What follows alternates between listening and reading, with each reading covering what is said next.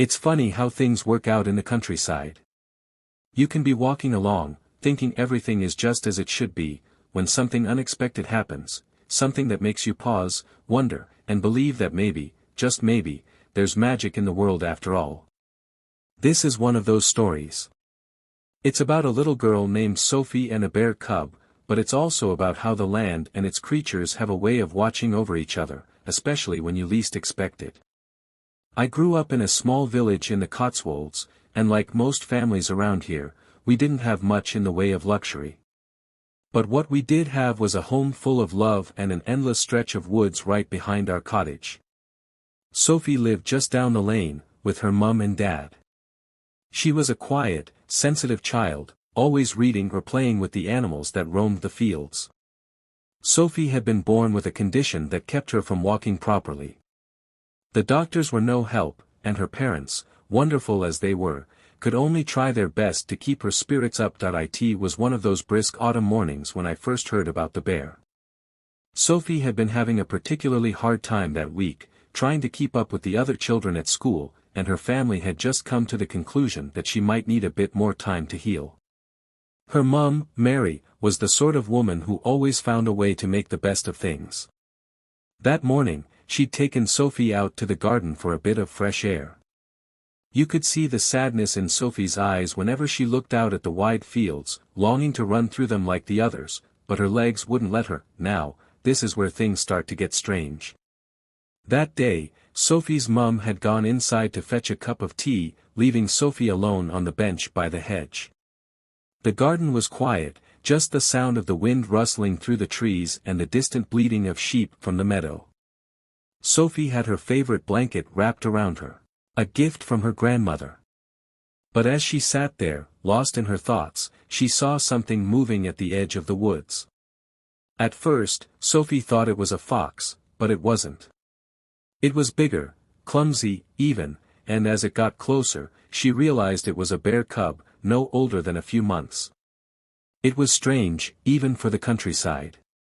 We don't get bears in these parts, not wild ones anyway, and seeing one so close to the village was unheard of. The cub looked just as lost as Sophie. It was small, its fur a soft golden brown, and it was waddling uncertainly, its eyes wide and curious. It seemed to sense something about Sophie, something in the way she wasn't rushing off to play like the other children. Instead of running off, it came closer, sniffing at the air and cautiously approaching her. Sophie didn't move. Maybe it was the fact that she was used to the farm animals around her, but there was no fear in her eyes, just wonder. Slowly, she reached out with a trembling hand. The cub sniffed her fingers, then nudged them with its cold nose. Sophie laughed softly, a sound like the tinkling of a bell. It was the first time in weeks I'd heard her laugh like that. By the time her mum came out with the tea, she nearly dropped the tray. She froze at the sight of the bear cub, but Sophie, bless her, simply pointed to the little creature and said, "Mummy, look. It's my friend."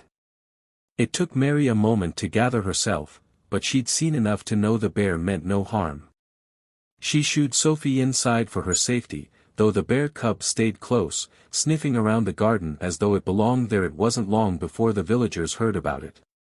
A few of the farmers thought they'd seen it rummaging through their compost heaps, and a couple of children spotted it near the old oak tree by the mill. Most people were concerned, naturally. Bears weren't exactly part of the usual countryside wildlife. But then something remarkable happened. Every day, the cub appeared, always near Sophie. It seemed to know when she needed a little company. On good days, it would sit next to her on the garden bench, just as quiet as she was.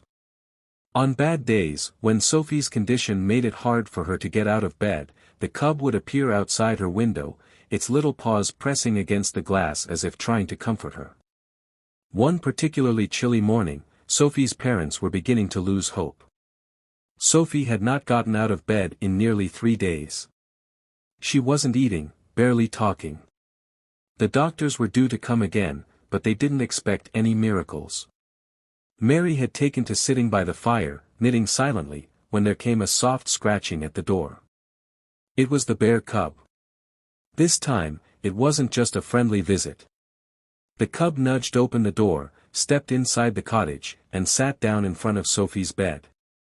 For a moment, no one moved, but then Sophie looked up. There was something in the cub's eyes, something that made her sit up, despite the weakness in her legs. Sophie reached for the cub's paw, and as soon as she touched it, there was a spark, an unspoken connection. It was as though the cub was saying, "You're not alone." From that day forward, Sophie's health began to improve in ways no one could explain. She started sitting up longer, then standing with help. The bear cub would sit nearby, always close, as if it were guarding her. The doctors were baffled, but Mary knew. She knew that something extraordinary had happened, something that wasn't just a coincidence. As for the bear, no one really knows where it went after that. Some say it returned to the woods, others believe it went further afield. But I've always thought that it was never really lost. The bear had found what it needed to find in that garden, just as Sophie had found a friend when she needed it most. And Sophie? Well, she went on to take her first steps on her own that spring, right there in the garden, with the sun shining down and the birds singing in the trees. She's walking fine now, running even, but every so often, if you're passing by on a quiet evening, you might hear her soft laugh, and if you're lucky, you might just spot the faintest glimpse of a bear's paw print in the garden, as though the little cub had never truly left.